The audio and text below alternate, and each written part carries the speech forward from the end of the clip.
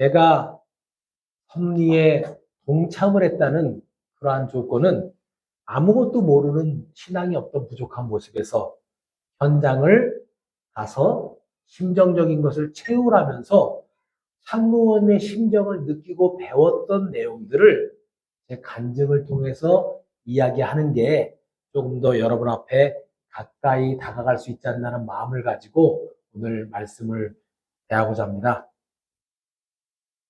참 어머님 구속이라는 사상 초유의 사태를 맞이하고 있어서 우리 모든 식구님들이 마음이 굉장히 안타깝고 힘드실 거라고 생각을 합니다.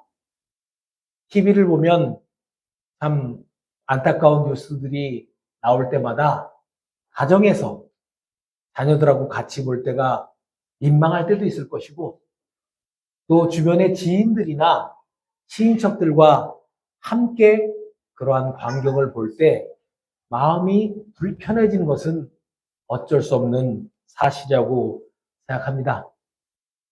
사실 중원 강사라는 이름으로 이 자리에 섰지만 오늘 여러분한테 무슨 말씀을 드려서 어떻게 위로를 해야 되나, 저 스스로는 어떻게 위로를 받고 있나, 또는 이제 자라는 2, 3세들이 이러한 상황을 볼 때 어떻게 받아들일까 하는 마음의 우려가 있는 것도 사실입니다. 어디 가서 하소연할 데도 없고, 하소연한다고 해서 정확하게 앞으로 어떻게 될 것이라는 명확한 해답을 얻기도 힘든 것이 우리의 현실입니다. 그렇다면 식구님 여러분, 가만히만 있으면 모든 것이 해결되겠습니까? 그렇지 않습니다. 어머님이 지금의 정치적 프레임에 걸려서 어려운 공격을 당하는 것도 사실이지만, 마음의 정성을 신앙 공동체로서 저희들이 정성을 모아간다면 앞으로 좋은 일이 있을 수 있다는 그러한 희망을 가지고 오늘도 기다려봅니다. 참모님께서 세우신 세계적인 기반은 굳이 말하지 않아도 여러분이 잘 알고 계시기 때문에 거론하지 않지만, 문화, 예술, 스포츠, 과학, 교육 분야, 전 분야에 걸쳐서 참모님께서는 많은 기반을 닦으셨습니다. 그런데 그것이 참 부모님께서만 닦으신 것이 아니라 여기 계신 1세, 2세, 특히 원로 식구님들이 함께 노력하고 정성 들이고 만들어냈던 섭리의 기반임을 저희들 잘 알고 있습니다. 과거에 교회장님의 그림자도 안 밟고, 말씀은 참부모님을 대신한 말씀이기 때문에 교회장님이나 목회자들에 대한 존경심과 우러러보는 마음이 아주 컸습니다.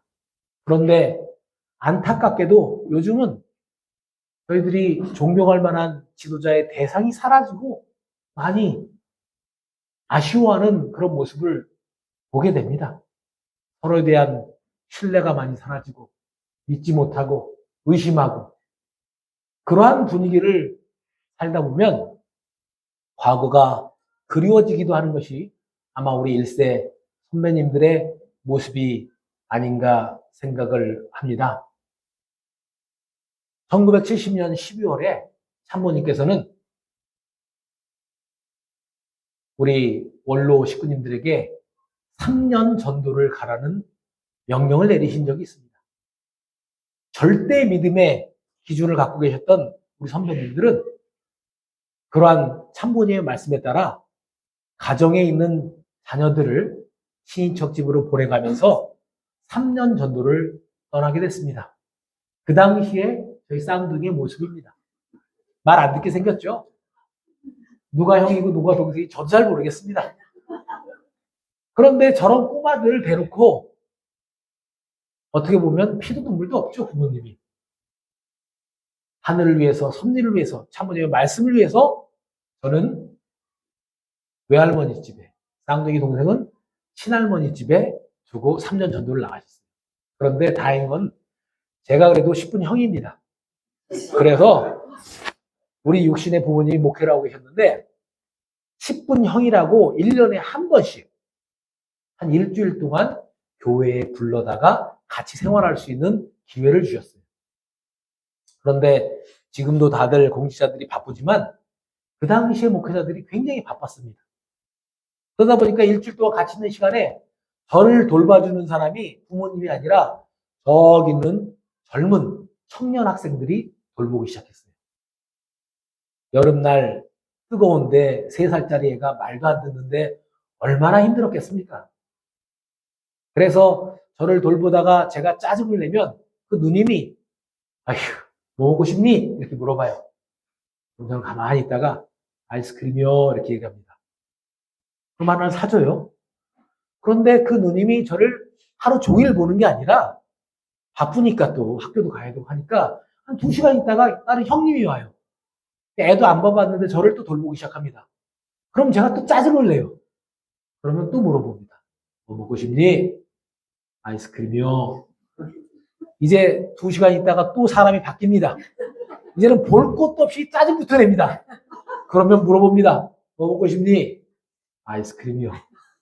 하루에 3개씩. 일주일 동안 20개를 먹었습니다. 그랬더니 속이 장이 탈이 났어요. 제가 다시 할머니 댁 돌아가서 밥도 못 먹고 고생을 아주 많이 했던 기억이 있습니다. 저는 그나마 육체적으로 이렇게 그러한 경험을 했는데 쌍둥이 동생은 3년 동안 부모님을 못 봤어요.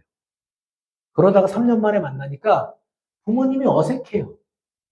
그나마 제가 엄마 아빠 옆으로 가면 동생도 따라오고 내가 뭘 요구하면 동생도 따라하고 아직도 어머니와 아버지한테 약간 어색한 것 같아요. 그런데 그나마 어색하면 다행인데 친할머니 쪽에서 같이 살았는데 친할머니 댁이 길거리에서 장사를 했습니다. 이런 시장에서. 그러니까 거기서 쓰는 언어가 굉장히 욕설적인 그런 대화를 많이 들었어요. 목사님 아들이라고 갖다 놨는데 말만 하면 뒤에 짱소리가 나옵니다. 어린애가 5살, 6살이.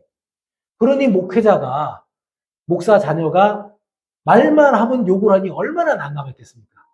그래서 어머니가 꾀를 하나 냈어요. 앞으로 동생하고 저하고 불러놓더니 야, 형은 목구멍이 하나가 있는데 너는 목구멍이 2개가 있다. 왜냐? 하나는 말하고 밥 먹고 이러는 목구멍인데 동생은 욕을 하는 목구멍이 하나가 더 있어. 그래서 과자를 먹을 때 하나를 더 줍니다. 과일을 먹을 때 하나를 더 줍니다. 사탕을 먹을 때 하나를 더 줍니다. 그런 과정을 거쳐서 약 40일이 지나니까 입을 딱 막으면서 막 욕 나와요. 그러면서 욕을 멈췄던 기억이 있습니다. 그럼 여러분, 지금 사실 이렇게 얘기하는 것은 웃어가면서 지나간 추억으로 이야기할 수 있습니다. 그러나 그 당시에 그 상황을 경험했던 많은 형님을 포함한 많은 이세권의 자녀들은 그런 가정에서 부모의 사랑을 제대로 받고 자라지 못했습니다. 주변으로부터, 친척으로부터 좋은 소리를 잘 못 들었어요. 통일교에 미쳐가지고 부모가 자식 새끼 버리고 나갔다는 얘기를 들었지. 그리고 눈칫밥을 먹었습니다. 그러한 2세들이 신앙을 제대로 한다는 거, 그 자체가 사실 어려운 겁니다. 여러분들, 아기가 태어나서 2세가 태어나면 당연히 코어 멤버, 우리의 식구고, 우리의 핵심 자원이라고 생각하시죠? 그런데 사실은 2세들은 잘만 교육하고 집에서 많은 좋은 것들을 가르쳐주고 하면 내 편이 될 수 있지만 그렇지 않으면 가장 큰 적이 될 수도 있습니다. 왜냐? 축복 가정의 현실을 너무나도 잘 알아요. 그리고 그 가치에 대해서 너무나도 잘 압니다. 그런데 우리의 실생활이나 삶이 그렇지 않다면 그걸 듣고 참소할 수 있기 때문입니다. 전 세계에 나가 있는 2세들, 3세들, 해외에 있는 사람들이 굉장히 많습니다. 한국에는 약 2만여 명이 있습니다. 그 중에 축복을 받은 2세들이 몇 프로 되겠습니까? 이렇게 형님처럼 공직에 서서 활동하는 사람이 몇 프로만 되겠습니까? 극히 일부가 된다는 것을 우리는 알 수 있습니다. 특히나 해외, 아까 나왔던 남미나 브라질 다 제가 있으면서 4년씩 있었던 곳인데 거기에 아주 순수한 2세들이 많습니다. 그 사람들이 배울 수 있는 데가 어디냐?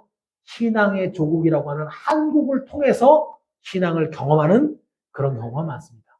그래서 미래 청년 학생들 위해서 다양한 기회를 제공해서 한국에 와서 우리가 가지고 있는 기반, 1세분들의 신앙, 많은 것들을 배울 수 있는 기회를 우리는 줄 수 있어야 됩니다. 지금 여러분, 2세들 가운데에서는 참 유능하고 똑똑하고 재능 있고 유명한 사람들도 많이 있습니다. 여러분 매일 TV를 켜면 나오는 앵커, 유명한 아이돌 가수, 변호사, 판사, 제가 아는 많은 유명인들이 있습니다. 그런데 그 사람들이 내가 통일교회 2세라고 얘기를 안 합니다. 왜? 사회적 시각이나 여러 가지 관점이 아직은 그 얘기를 했을 때 내가 유리하다고 생각하지 않고 피해를 본다고 생각을 하기 때문에 말을 하지 않습니다. 그러한 안타까운 환경들을 보게 되면 하나 예를 들면 제가 루마니아라는 나라에 대학교 때 선교 실습을 갔습니다. 1년간 루마니아에서 활동을 한다고 가서 했는데 현장에 가보니까 거기 있는 식구들이 저를 와서 한번 이렇게 꼬집어봐요. 그리고 만져봐요. 이상했어요. 저는 가자마자. 왜 나를 그렇게 보나. 물어봤더니 자기가 배운 원리에서 2세는 원죄가 없고 죄를 안 짓고 완전 무결할 것 같다. 그런 성장된 성인을 보는 게 처음이었던 거예요. 그러니까 저를 대하는 게 얼마나 깍듯했는지 우리가 과거에 참 가정을 모시듯이 그렇게 대합니다. 그렇게 귀했던 2세, 3세들의 모습이 지금은 아주 흔해지고 지금은 골칫덩어리가 되고 지금은 교회에 남아있지 않은 여러 가지 이미지를 생각할 때 우리 초창기의 그 모습, 순수했던 모습이 어떨까 하는 많은 아쉬운 생각을 하게 되기도 합니다. 1996년에 참모님께서는 국가 메시아 제도를 만드시고 우리 원로분들에게 한 나라씩 정해줘서 국가 메시아가 되어라 하는 말씀을 하셨습니다. 저희는 아무것도 모르고 참모님께서 3대가 함께 가야 된다는 절대적인 말씀에 순종하고자 저희 아버지, 어머니, 저 와이프, 애들 둘, 쌍둥이 동생, 와이프, 애까지 해서 8명이 갔어요. 그것도 어느 나라에? 벨라루스란 나라에 갔습니다. 여러분 벨라루스란 나라 혹시 들어보셨습니까? 요즘에 러시아하고 우크라이나하고 싸우는 가운데 벨라루스란 나라가 러시아 편에 들어서 활동하고 있는 그런 나라입니다. 거기에 루카첸코라고 현직 대통령이 있는데 그 루카첸코가 제가 벨라루스에 갔을 때도 대통령이었어요. 세계 3대 독재 국가 중에 하나가 벨라루스란 나라입니다. 그게 완전히 공산주의랑 비슷한 나라죠. 그런 나라에 96년도에 3대가 함께 가라는 말을 듣고 갔습니다. 공산주의의 나라들은 굉장히 삭막하고 도시가 회색 도시고 재미가 없습니다. 위험하고 외국인에 대해서 이상하게 생각하고. 그런데 동양에서 온 3대가 8명이 가정이 와서 국가 메시아로 갔으니 그 사람 눈에 어떻게 보였겠습니까? 다행인 것은 그 나라의 슈슈케비치라는 위대한 전 벨라루스 대통령이 교회에 협조적이었어요. 이분은 여러분 소련 아시죠? 소련 과거에 러시아가 되기 전에 소련이 15개 나라로 독립이 되면서 벨라루스, 우크라이나, 리투아니아, 라트비아, 에스토니아, 무슨 뭐 카자흐스탄, 키르기스탄 이렇게 나눠진 거거든요. 그 당시에 소련 당시에 누가 서기장이었냐? 고르바초프. 고르바초프는 들어보셨죠? 고르바초프가 서기장 그 나라의 대통령의 역할을 할 때 그 밑에 3명이 있었는데 최고위원이 그 중에 하나가 옐친. 그 다음에 벨라루스의 슈슈케비치. 그 다음에 우크라이나의 크라우초프. 이 3명이 소련 당시에 최고위원으로 활동하던 분인데 이 3명이 공산주의를 무너뜨려야 되겠다고 독립의 선언을 했던 사람들입니다. 그분들이 나라가 가서 벨라루스에 와서 현직 초대 대통령이 되신 겁니다. 그 벨라루스의 시시키라는 이 대통령이 활동적이고 저희가 살고 있는 집에 와서 저희 아버지, 육신의 아버지로부터 축복을 받았습니다. 그리고 통일교회 참부모님의 사상을 받아들이고 굉장히 적극적으로 활동을 하기 시작했어요. 그래서 한국에서 열리는 세계 지도자 모임에 참석을 하고 참부모님을 뵙고 또 참부모님이 따로 시간을 내주셔서 식사도 같이 하고 그런 관계로 해서 굉장히 협조적인 세계적인 VIP였습니다. 원래는 대학교 핵물리학 교수였고 하버드에서도 강사를 하시고 그런 분이 저희의 활동에 긍정적이었습니다. 그래서 이분을 모시고 한국에 와서 행사에 참석을 했는데 한국의 많은 미디어가 다뤄주질 않습니다. 왜냐? 통일교회 행사 왔다. 참모님이 하는 행사에 참석했다고 우리에 대해서 협조적이지 않았어요.